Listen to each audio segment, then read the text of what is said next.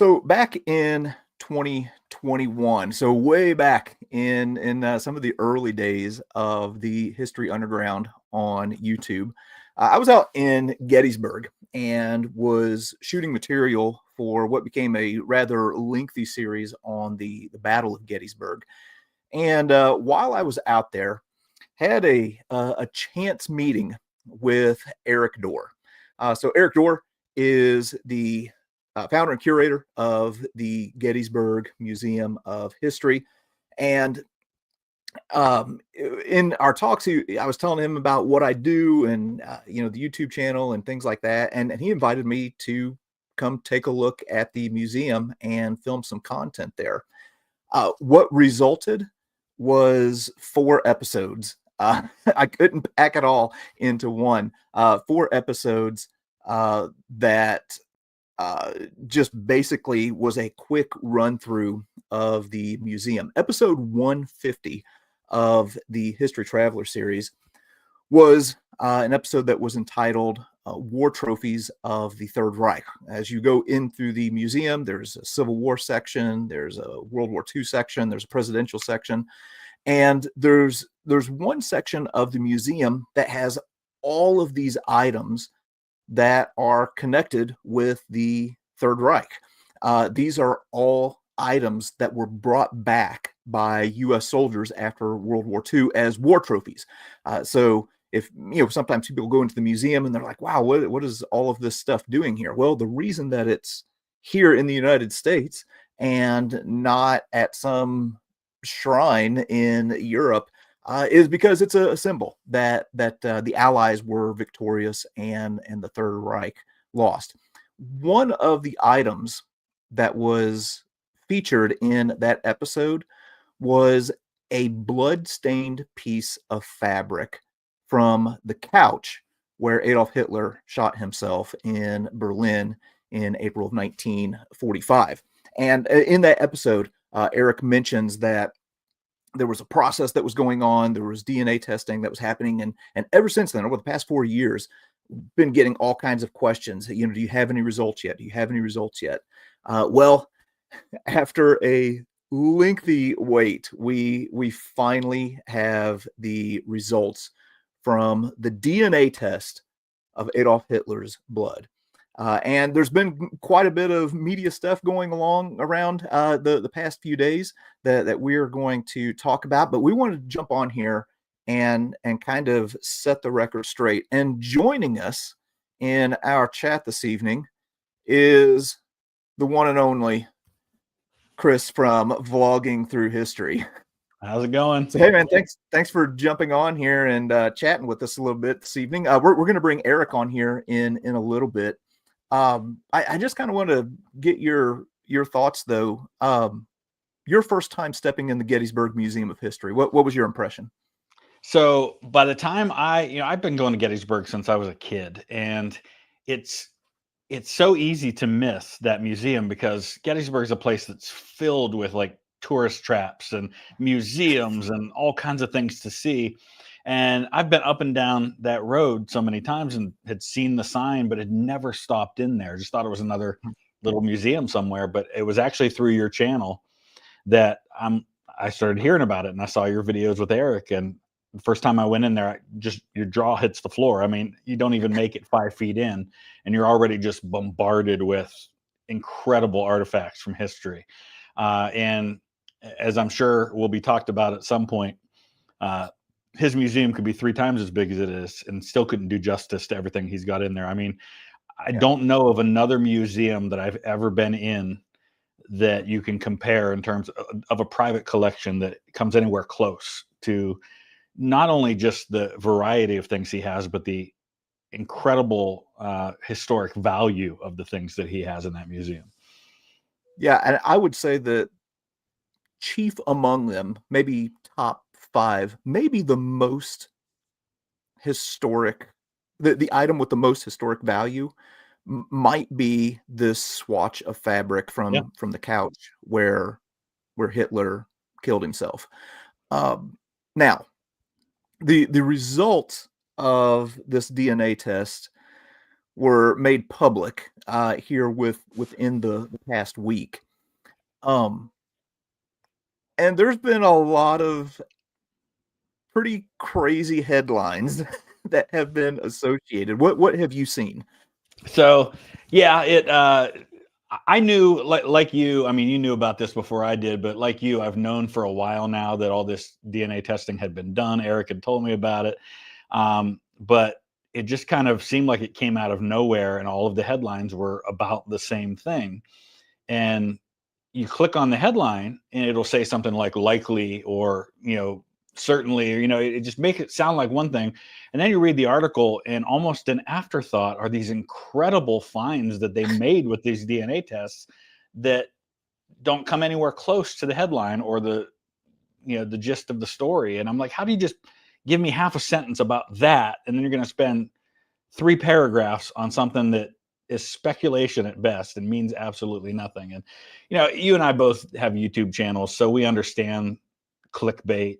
And how many times have you clicked on a YouTube video that had a clickbaity title that ended up having nothing to do with the actual bulk of what the story or the video was really about? And that's really, I think, what the media is doing here. They're doing what they think people are going to want to read, rather than the real meat and potatoes of this story, which is a really powerful story.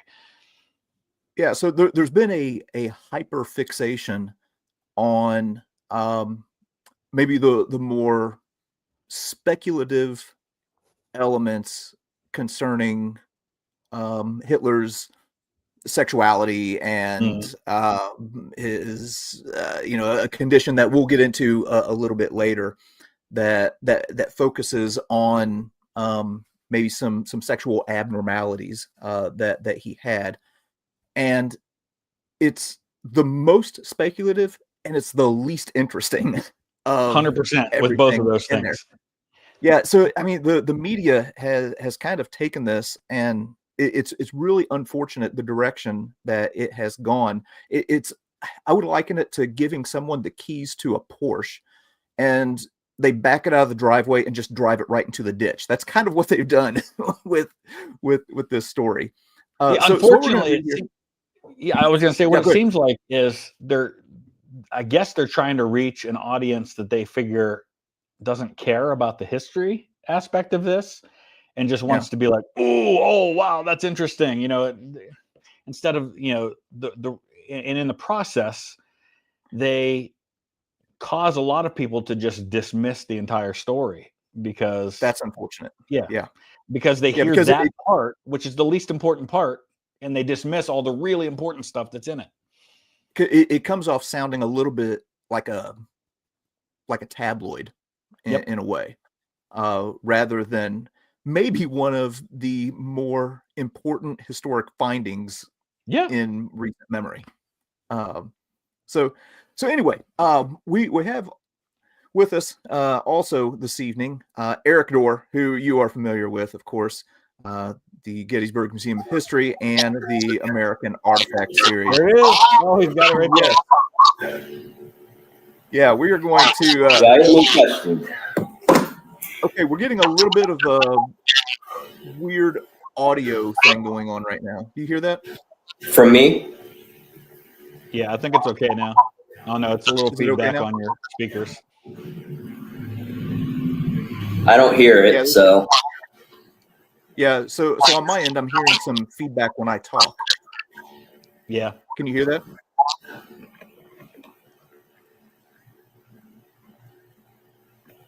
Okay. I don't hear it. Yeah, it's a little bit there. It's not as bad. Okay, maybe it's just something that I'm hearing then. Well, hopefully it isn't as bad as when I did World War II TV with my co-author Jared Frederick, and our my whole bandwidth of my internet system went down, and it was really bad. But yeah, somebody. I think what's happening is, well, okay, it may have fixed now. Somebody just made a comment. Yeah, there's a setting. It's StreamYard is supposed to automatically fix that, and I think it finally did. It just took a minute for it to fix it. Okay. All right. Yeah, I think we're good to go now. All right. So hey, all right. So let's go ahead and jump right in here. Erik, what in the heck took this thing so long to get out? People have been clamoring for this for, at least on my channel, the past 4 years. Well, I'm just looking at comments to see if the audio is still. Yeah, Yeah, you're good. It's they're fine. feedback. Yeah, I think we're good now. Oh, we are? Yeah, Okay. yeah, it stopped. Okay, good. Well, hopefully it did, because when I first got on here, I heard a little bit of feedback, and I had a YouTube box open for this event. That's what it was. And Yeah. I clicked out of it because I realized what was going on. So Yeah, anyways, that's what it was. says, somebody just said in the comments, no more feedback. Okay. All right. Excellent. All right. So let me walk you through this process a little bit. Chimed in. We're good to go now. So. Okay. So without getting into an hour-long discussion about the whole process, because it is an 8-year process, I think JD and I will do a more in-depth version of the whole process on the History Underground. But for tonight's purposes, let me just take you through a quick little, maybe 5-minute version of it. I'll give you the elevator pitch of what happened. So when I got the swatch years ago, I realized the historical significance of it. We already had in our collection a Lincoln blood relic, and we also had a JFK blood relic. And when the Hitler sample came up, I did a bunch of research on it. I knew of another piece of the couch that had been sourced by someone else back in the 1970s. And I first saw that piece in a magazine, a historical magazine called After the Battle. And it was sourced by Ben Swearinger, who was a high school teacher who sourced a lot of really important Nazi artifacts in the 1970s. And I was like, wow, that's incredible, but now that piece is apparently it's missing.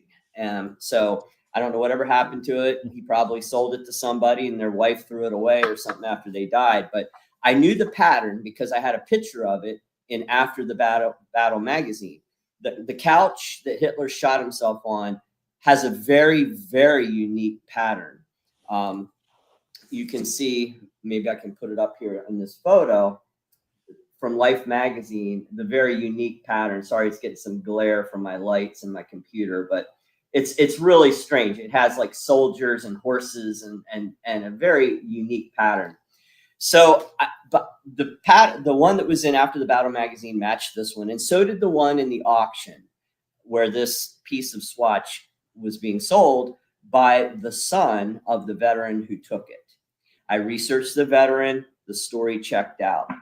And it had already been tested at some point for human blood. So we were pretty convinced it was at least human blood on the couch that Hitler killed himself on in the bunker. So I went ahead and I got this item, and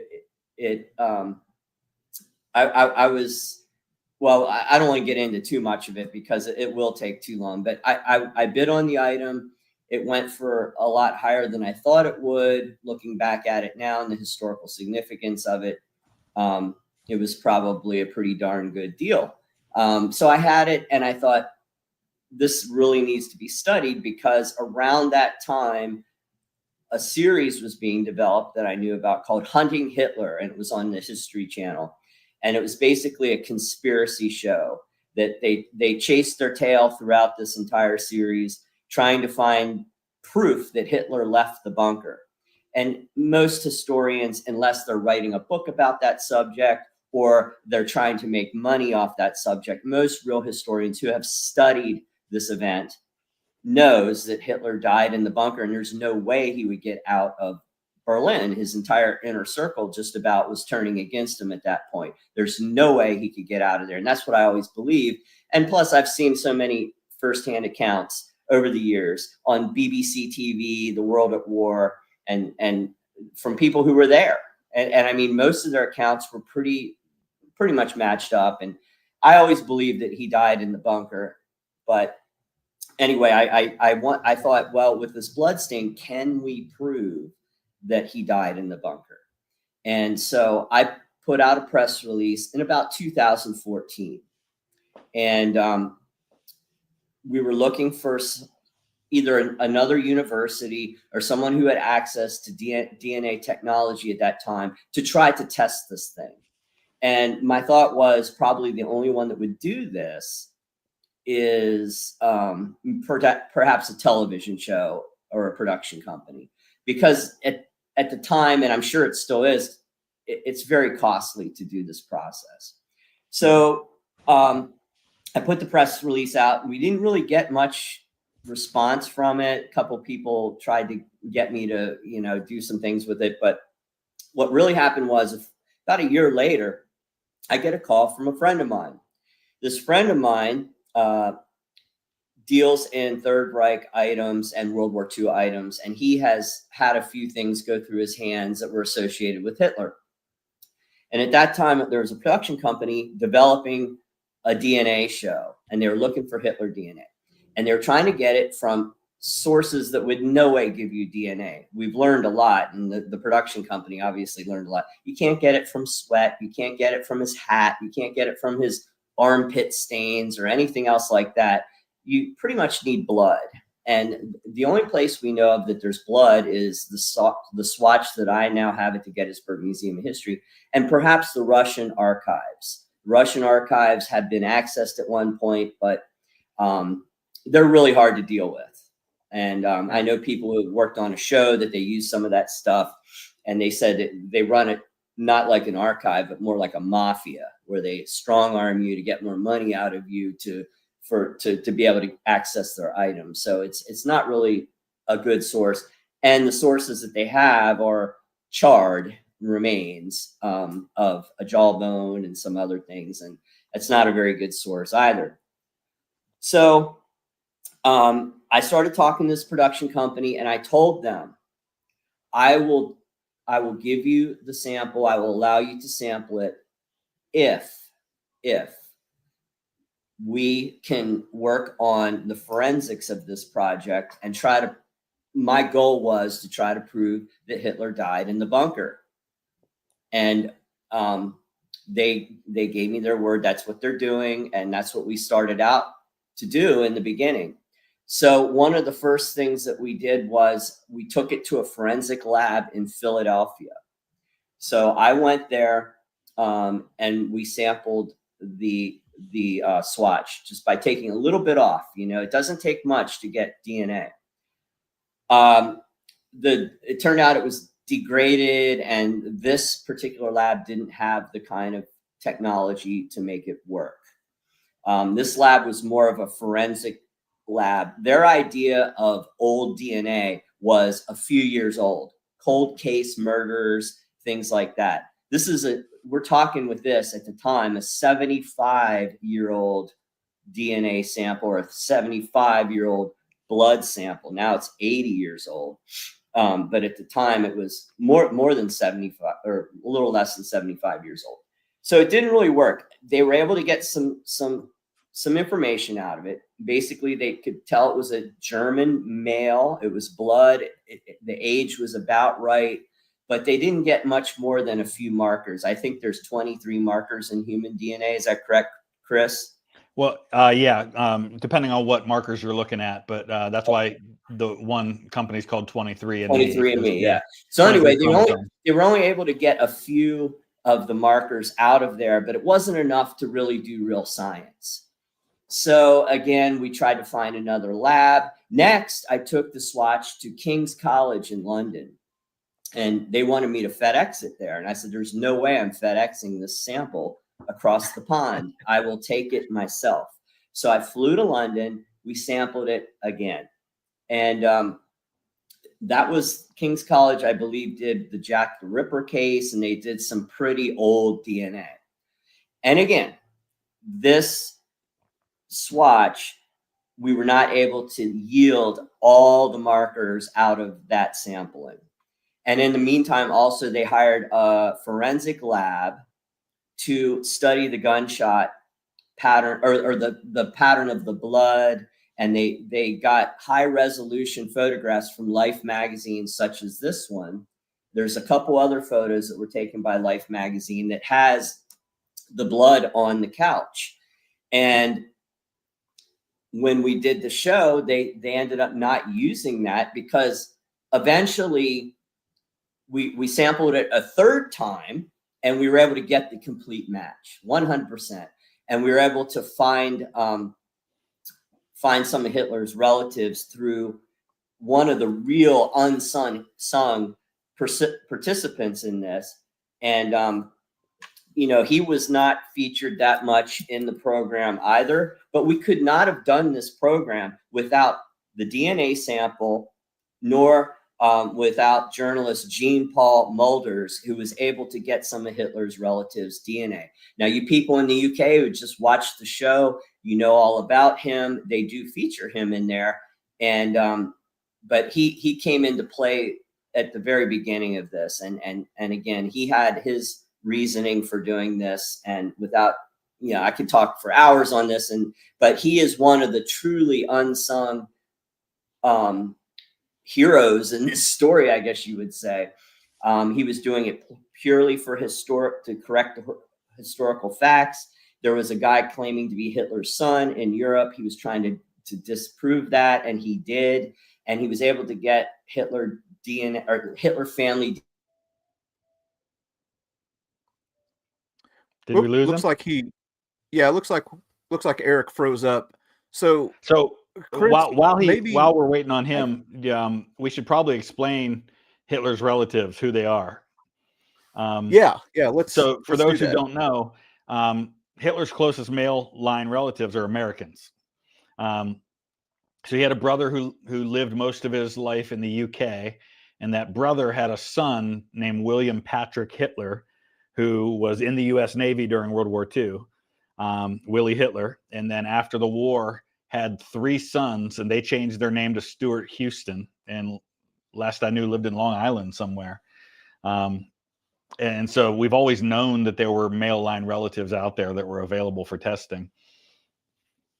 Now, you're kind of YouTube's resident genealogy nerd. How does the Y chromosome testing thing work? So when you do DNA test, like when you do like on Ancestry or 23andMe, what you're doing there is called an autosomal test, which is testing all of your DNA, and it can match relatives on your mother's side, on your father's side, anywhere, and it'll tell you about how much you're related by. Y chromosome DNA is different, and that's what was used here. Y chromosome DNA is only passed down from fathers to sons. You learned in school, the mom gives half the DNA, the dad gives half, and the mom's is an X chromosome. The dad's can either be a Y chromosome or an X. If it's an X, you're female. If it's a Y, you're male. So that Y gets passed down. And so my father and his father and his father, we all have the exact same Y chromosome DNA. And my brother and my brother's sons and that son's sons, all the same Y chromosome DNA. So assuming that there's no hanky-panky going on anywhere, Adolf Hitler's Y chromosome DNA should then be the same as Willie Hitler and his 3 sons living on Long Island. Should all have the exact same Y chromosome DNA. So you can't necessarily prove definitively this is absolutely Adolf Hitler's blood, but what you can say is the blood on that couch belonged to somebody who's a male member of the Hitler family, and there weren't any other ones in that bunker. So it pretty much rules out anybody else. So it's definitively Hitler's blood. Yeah. All right. I think, Erik, we've got Erik back now. Okay. I don't know what happened there, but I guess somebody said Big Brother pulled the plug on me. Here's the thing with the Long Island brothers that you were just speaking of, Chris. They would not give permission. Really? But there are nefarious DNA samples that people have gotten from them. And those samples were able to be matched to the people who did give permission. Mm-hmm. So that's how they matched them. So that proved that one of the Austrian relatives came from Hitler's male bloodline. Again, you guys haven't seen the show yet, so you guys are going off of what's out there, and not everything quite is out there yet. I was able to watch both shows. I went over to London at the beginning of the week and saw both of the UK versions. I haven't seen the USA version of it, which is going to be a little bit different. But anyway, those two guys, you can't get near them. You can't do anything. So, they weren't legally allowed to use their DNA for the show. So Jean-Paul Mulders had gotten a sample from someone else, and through, I guess it was maybe, some of the ancestry databases and things like that, they were able to match it. So the sample that came out of the bunker matched the other relative, which actually nefariously matched the other people you were talking about that we couldn't use. But it was a slam dunk. Yeah, same result. Between like 99.999, it was incredibly close to the point where there's no way it could really be anybody else. So that's how the match was made. And at some point, I think I was explaining about the blood splatter. I think that's when I dropped out. Is that correct? Did I even get to that yet? Yeah. Okay. So yeah, we had a forensic scientist analyze the blood and the photographs from Life magazine and did a thorough report. And I mean, those guys came in here with like hazmat suits and stuff and to do the samplings and stuff. But the production company, once they started getting the DNA and they hooked up with Dr. Turi King, who is one of the top geneticists in the world, or probably the top one she's the one who identified Richard III through DNA. Right. And she's amazing. And I worked with her quite a bit. And once all this DNA and medical stuff started coming forward, I believe there was a decision made at some level to make it more about the DNA and the medical stuff versus the forensic stuff, which means, they got my sample and they ran with it and they did what they wanted with it, instead of, my part in this was I wanted to focus on making sure that we made a strong case for Hitler dying in the bunker. And I mean, having his blood on the couch, and with this forensic report, now I don't think I can show who did it. Somebody will probably freeze frame it, but I have a 100-page forensic report on the photography and the blood stain as well. They also sampled that, they photographed that. And in a nutshell, what this basically says is that blood stain that's on the couch came from a gunshot wound, and it wasn't staged. They have the thing about splatter analysis and all this stuff. And I mean, it's a lot of mumbo jumbo to the layman like me, but there's all this magnification stuff. And what it says is, and then, they did stuff with the fibers and everything. I mean, it's pretty cool. And I'm glad I have this. I don't know what I'm allowed to do with it until the American version of the show comes out. Part of my contract was I get the paperwork. And I mean, the DNA stuff is going to come out. Dr. King is having it published, and it's just taken a while. It's under review, but eventually her entire DNA report will be published through an academic outlet, and it'll be public knowledge eventually. But and I believe that's why the American version of the show is not dropping yet, because they're waiting for that paper to be published, probably wisely so, since it's so focused on the medical DNA stuff. But for me personally, I'm more interested in this report right here, which was the forensics.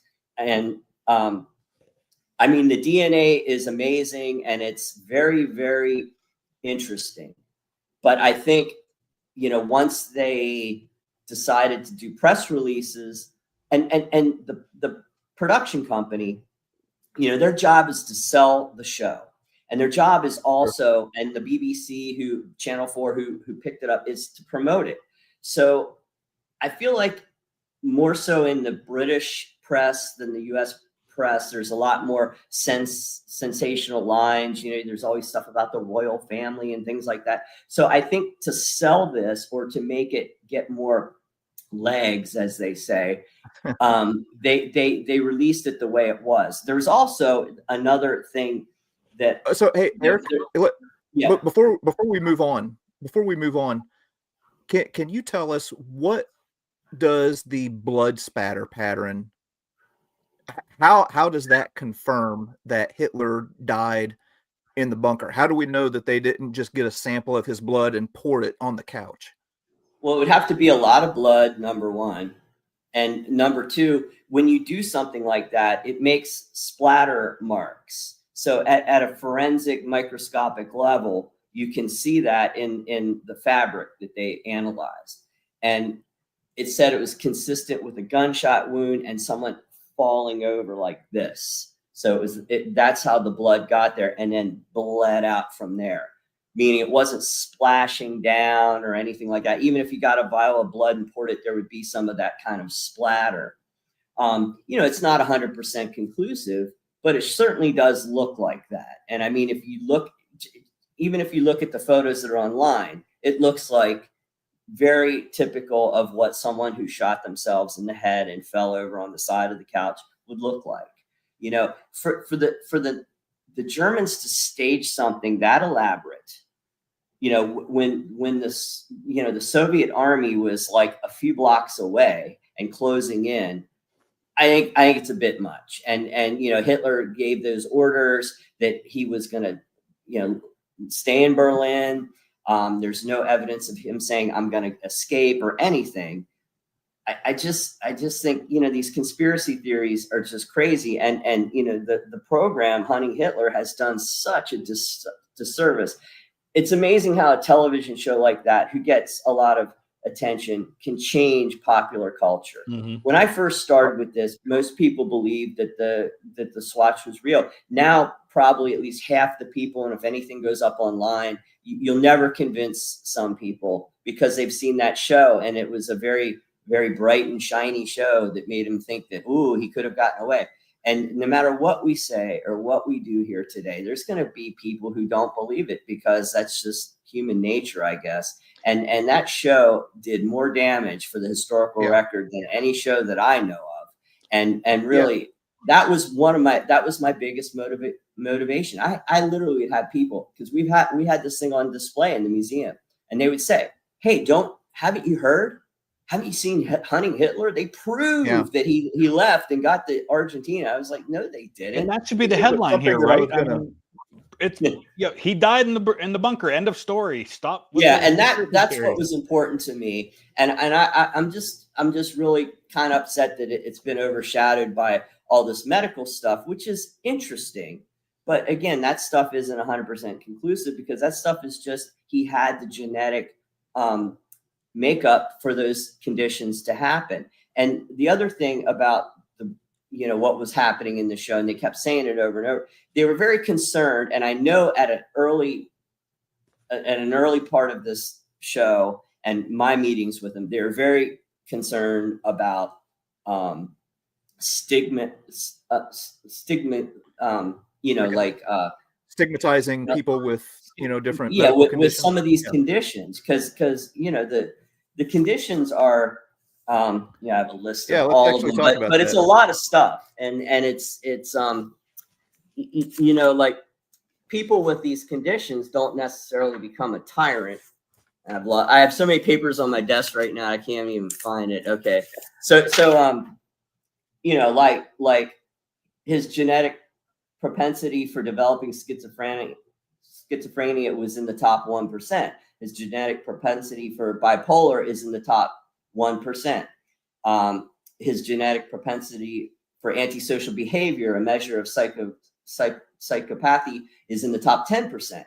He's in the top 1% of ADHD and autism. So, there's definitely, people could stigmatize him, whereas like, I think that was like a really big concern. And what I was being told was that there's a lot of people that would have one or two of these traits, but to have all three of those big ones there is really unusual. They were astonished by that. I mean, the DNA people or the people studying this were astonished at that. But then what happened was they fell on this Kalman syndrome, which was the sexual organs. And I guess that just had a bigger headline. And I mean, we knew because he was arrested and went to Landsberg prison. And there was the whole thing about him having an undescended testicle. That was medical knowledge before. British even had a song about it. Yep. Yeah. And the British were like, when I was over there, were really, really excited about that, because apparently they still sing that song in playgrounds like into the 70s and 80s. So everybody was talking about that. But then we were singing that song when I was in 5th grade. I don't even remember that song. but it's said that then they started saying about a micro penis, which is, he had a 1 in 10 chance of having that. And so that's where all the headlines went with this. I mean, it's funny, it's clickbait, it's all that kind of stuff. And maybe that was their way of like talking about this without doing the stigmatization of the people that may have schizophrenia or antisocial behavior or any of the bipolar or any of these other conditions. Maybe that's why they focused on it. But the real interesting thing to me was, there's always a rumor that Hitler possibly had Jewish blood. And that was because we did not know who, or they didn't know, or historians didn't know who his father, Alois Hitler, his father was unknown. So we didn't know who Hitler's grandfather was. So there was always that rumor that perhaps that brought some Jewish blood into Hitler's blood, and the DNA. Let me just jump in here real. So I've been in education for 24 years, teaching history. When we get to the Second World War, invariably this question always comes up. It never fails. Wasn't he part Jewish? Didn't Hitler have Jewish blood? Like this has been a persistent question. I don't know for how long, but I've heard it hundreds of times. So yeah, this to me is another one of the huge findings out of. To me, that was besides the forensic photo evidence and the fact that the blood matched his known relatives, which to me proves that it's Hitler's blood. He died in the bunker. That was the other thing, that myth has finally been busted, and there's no way, except for the people who are all saying that everything that we're saying here is fake. But that myth is busted 100%. And I remember, here's another part of the journey. They came to our museum, they filmed here. And, without getting into all the reasons why it took so long, I mean, there was COVID, there was multiple times when this show was possibly sold, and then things happened. And anyway, without getting into the whole long story about that, I flew to London last spring to film some pickups for this. And they were telling me, because the DNA had been completed. Now, we already knew that it matched Hitler's relatives. I already knew that before this. They had come to film here last summer, like over a year and a few months ago. Then I flew back to London last March, I believe it was. And the producers were saying, Erik, we have some amazing information, but we can't put it out on an email. And we're going to wait till you get here because we're going to film your reaction to it, which wasn't even in the film anyway. So it was a big waste. But I flew over there. Maybe it's in the American version. I don't know. We'll see. But I flew over there, did some scenes with them. And I thought for sure they were going to tell me that Hitler had Jewish blood, because, that makes Hitler all the more of a hypocrite, and this whole thing more ridiculous, that he's murdering his own people. But they said there's no Jewish blood. But then what they were excited to tell me was all this medical stuff. And to me, the medical stuff was boring. I mean, really, I mean, okay, he had a bunch of conditions. The guy freaking murdered millions of people. Of course he had conditions. I mean, you know, I mean, there was something wrong with Hitler, you know, but we have to also say that not everyone with those conditions are going to murder people. You know, that there's environmental conditions and other factors that go into this. But, you know, that's what they were so excited about, all this medical stuff, which I just wasn't. You know, I was more interested in, wow, he doesn't have Jewish blood. That's a big deal. I mean, Yeah. you know, that's one of these things that has been talked about for 80 years or more, 90, 100 years. And now we know 100% he did not have Jewish blood. So speaking of with the again with the DNA, how we know that he didn't have Jewish blood is the same way that we know when you do 23andMe and it tells you that your DNA is about 20% Scottish and 50% Russian. Is that Correct. they have these millions of samples of people in this database, and they know that if you have Jewish heritage, there's certain markers that match certain things, and it's real complicated and technical, but you can match his DNA sample, his autosomal DNA, against all of those other samples, and there are certain things you would expect to find if a person had Jewish ancestry and he didn't have that. Right. Right. Yeah. And you know, that's an important historical fact. You know, Hitler did not have Jewish blood, although a lot of people believed he did. And, you know, there was a lot of misinformation about that. I think a lot of that came from, you know, it started, I believe, with his political enemies. You know, they started putting that kind of stuff out. Then, of course, when they went to war with the Allies, the British, you know, like played that up as well. And so now we can say, okay, that myth is busted. I can also say with certainty that the myth that he escaped from Berlin is busted. You know, and people will argue and people will say it's fake and people will say, you know, there's no way you got that DNA off of there. But once Dr. Terry King's report comes out, I think people are going to be singing a little bit different tune, because that will be published. Now, this forensic stuff may or may not be. I'm not sure what's happening with that, but certainly per my contract, I will be able to have this information and I will release it eventually, you know, once the US version comes out. So again, you know, these people are saying it's fake and it's not thorough or whatever. You know, we can talk till we're blue in the face, and we're not going to convince people who have been drinking the Kool-Aid of the TV show Hunting Hitler that this stuff is historic and it's real. And Hunting Hitler, escaping to Argentina or Brazil or wherever they said he went, or a U-boat or whatever, is fantasy, pure fantasy.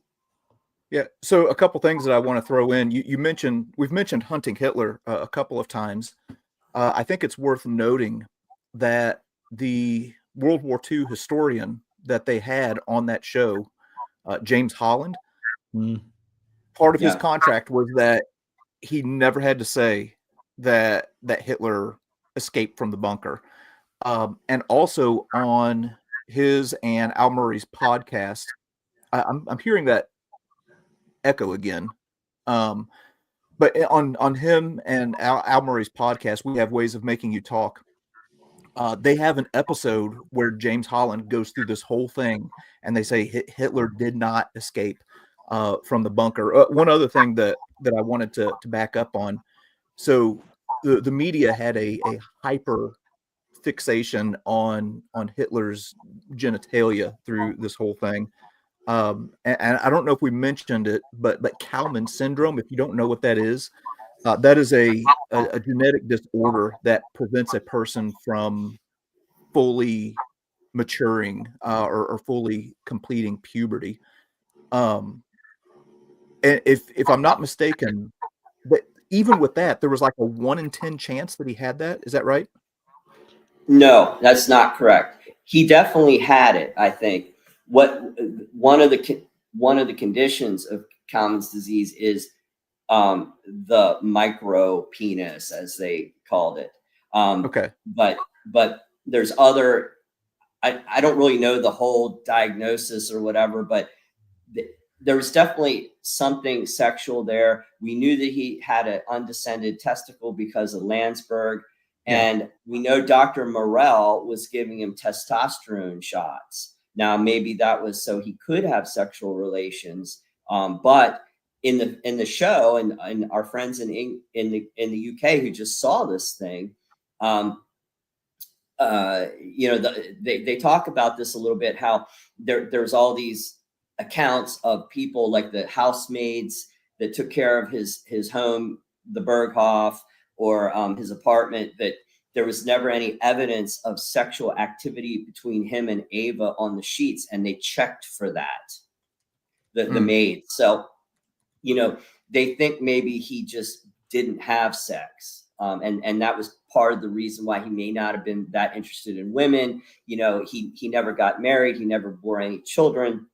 So that, and that was his whole thing. I'm married to Germany, but, he obviously had female admirers, actresses, people. I mean, you see the films of him speaking there. Women look, it's like they're looking at the Beatles or something. They're like flipping out and crying and all that. I mean, he definitely had the attention of women, but he didn't give it back.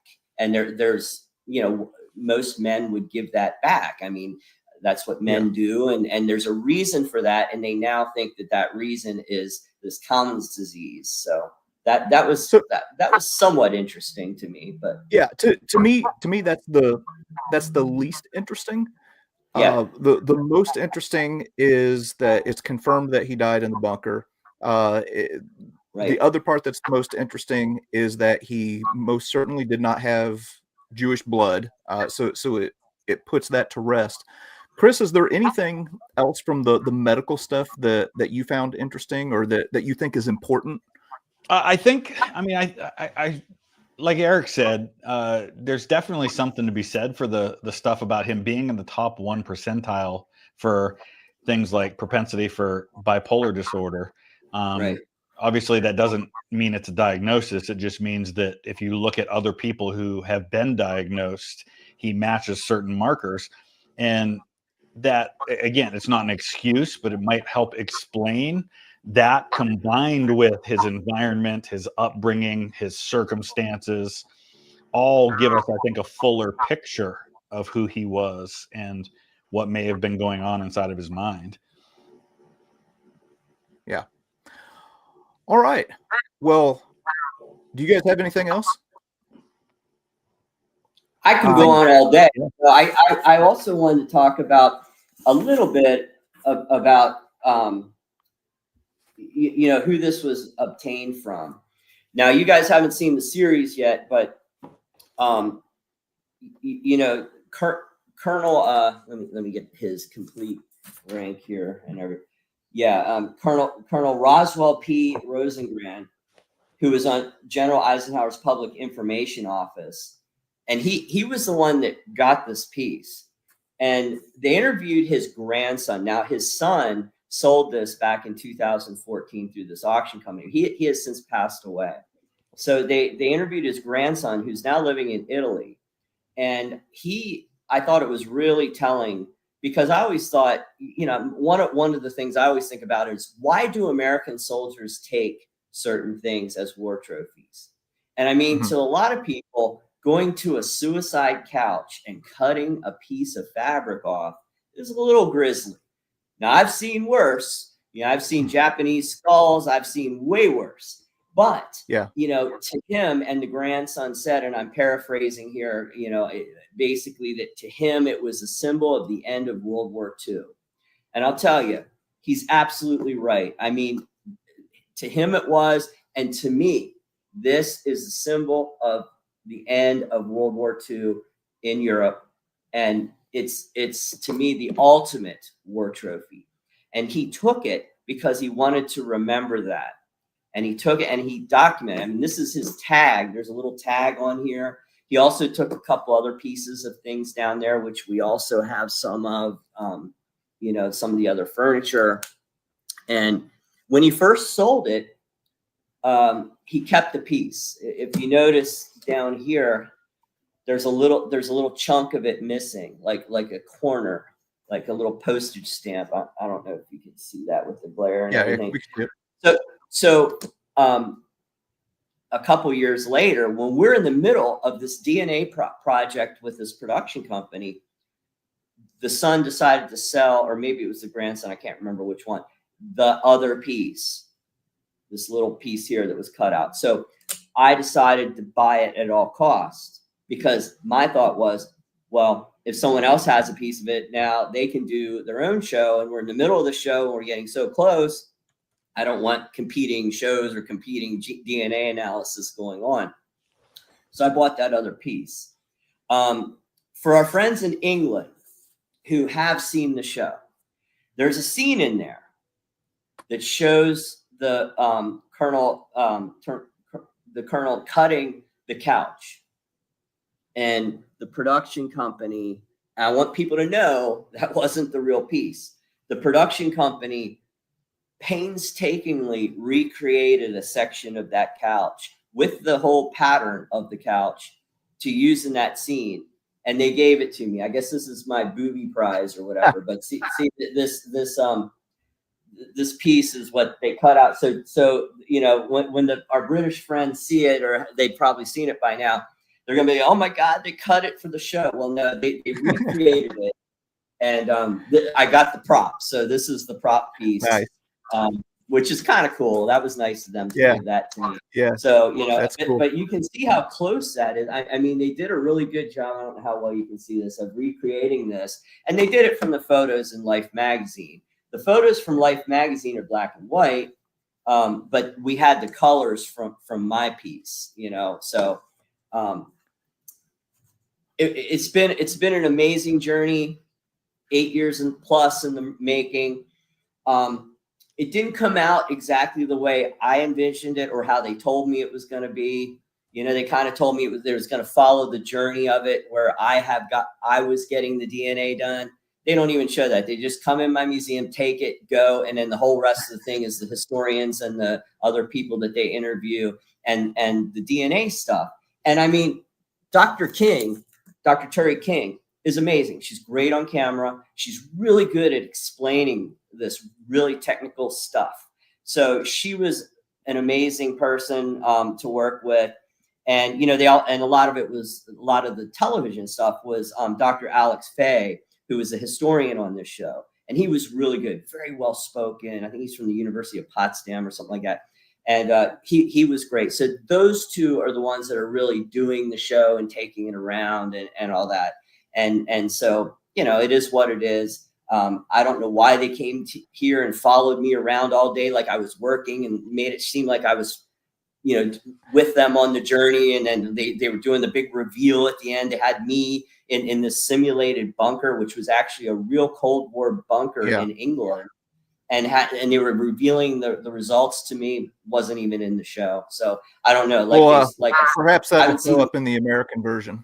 Yeah, that's what they said, but I'm not holding my breath at this point. But again, I think what we need to say here is that the History Underground, JD and myself are doing a whole series on this, and we're going to go into more detail. We take the swatch back to the bunker site in Germany, so that'll be coming out soon. And no matter how much we explain to people how this is real and this actually happened and it's authentic, you know, I put something on social media. All I saw was a bunch of guys. The profile pictures is like, it's like them in a reenactor uniform in a Panzer tank saying fake, fake, fake. Because this, you know, a lot of this stuff torpedoes their idea of their dear Fuhrer getting away and you know, having all these weird things wrong with them. So, you know, a lot of these people that are trying to, you know, make fun of this are, you know, I question their motives really. But, you know, my motive has always been to try to prove the real history here and nothing else. I wasn't doing this for personal gain or anything else. Again, I didn't get paid for this. I gave them the sample for free. I let them do it. In return, you know, they paid for the DNA analysis. I thought that was a fair swap. But I was probably, you know, I mean, everyone else got paid in this. So, you know, I wasn't doing this for money. I was doing it to try to set the historical record straight. I think we did. Unfortunately, the press missed that and kind of got overshadowed by terms like micro penis and things like that, unfortunately. Yeah. Well, that is just a little bit. Like Erik said, there's going to be more that we are going to be putting out on the History Underground YouTube channel soon. We wanted to kind of get out on the front end of this, being that there's a whole lot of media hype that's going on right now, and just let people know, a little bit more to the story. Also, I'll also include that as soon as this stream is over, if you'll hop over to the channel Vlogging Through History, I think Chris has a few words about it on his channel as well. I do. Yeah.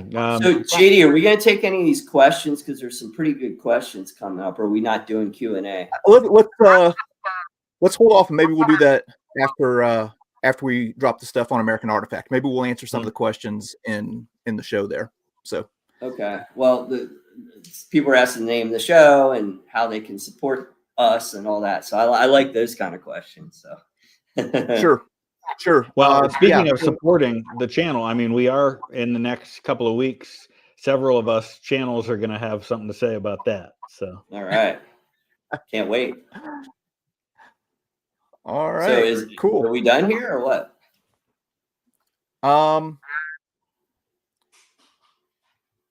Let's hit just, I'll tell you what, we'll do 3 questions. All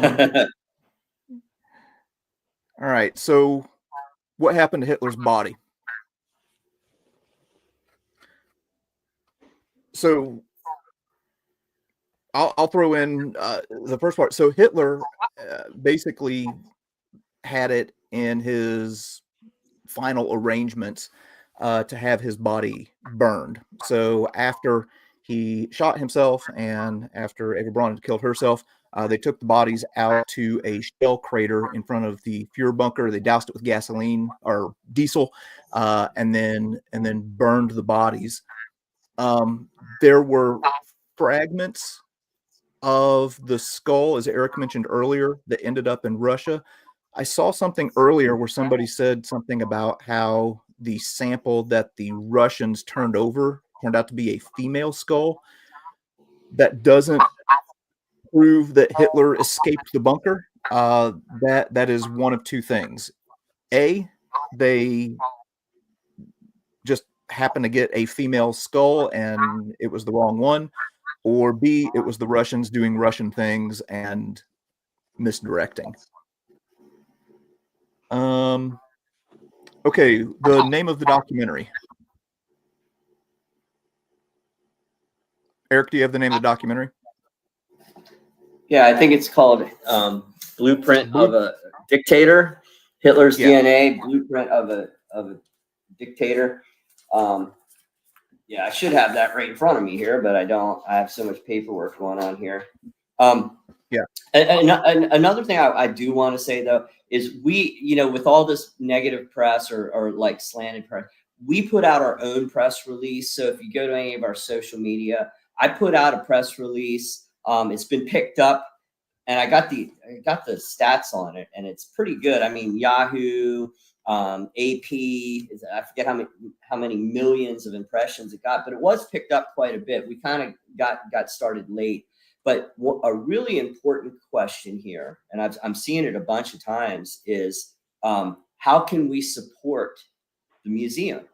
So you go to our website, Gettysburg Museum of History.com, and there's a pull down bar for the foundation, and that's where you can donate for the museum expansion project. And I'm happy to also say that JD is the chairman of the board, and Chris Mowry is on our advisory board. So all 3 of us are going to be working together to make the Gettysburg Museum of History much bigger and better and more accessible for everyone. Dang, Erik's out here stealing my thunder. That's how I was going to wrap things up. Sorry. And I got pretty wound up on this one. So, and I was trying to be nice and not say anything bad. I got a little wound up because it did get pretty twisted. So. Well, hey, let me wrap things up by just publicly saying, hey, thank you for all the work that you've done to make all of this happen. You were the one who went out and got the sample and did the legwork and did the heavy lifting so that, we can have this historically significant finding. So I think that you deserve a lot of credit for your role in this, and I know a lot of us appreciate that. Well, and I appreciate that, and I want to also thank mostly Colonel Rosengren for taking this artifact and Yeah. bringing this back, and journalist Jean Paul Mulders. I mean, without his samples from the Hitler family, we would have never been able to do this. And Dr. Turi King, she's amazing. She did the DNA sequencing, and historian Alex Kay, he was amazing on the show, and the people at Blink. I work closely with them, especially Leslie. She was amazing. She was the one in the beginning, and then she left for like maternity, and then she came back, and then she left again. So in 8 years, she had 2 children. And in England, you leave for like a year. So she left for a while, but she was really amazing in the beginning, setting everything up for us. So thank you to everybody who made that production happen. All right, cool. Well, I think we'll go ahead and just wrap up with that.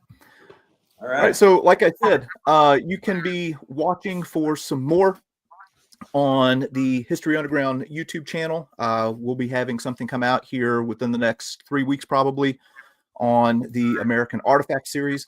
Also on the History Underground YouTube channel, I've just recently created a playlist that has all of the sites and artifacts and everything like that we've ever done that is connected with Hitler and wartime souvenirs and things like that. So you can go check that out. But for right now, I think that you should go over to Vlogging Through History and watch his video. So thank you all for joining, and we will see you later.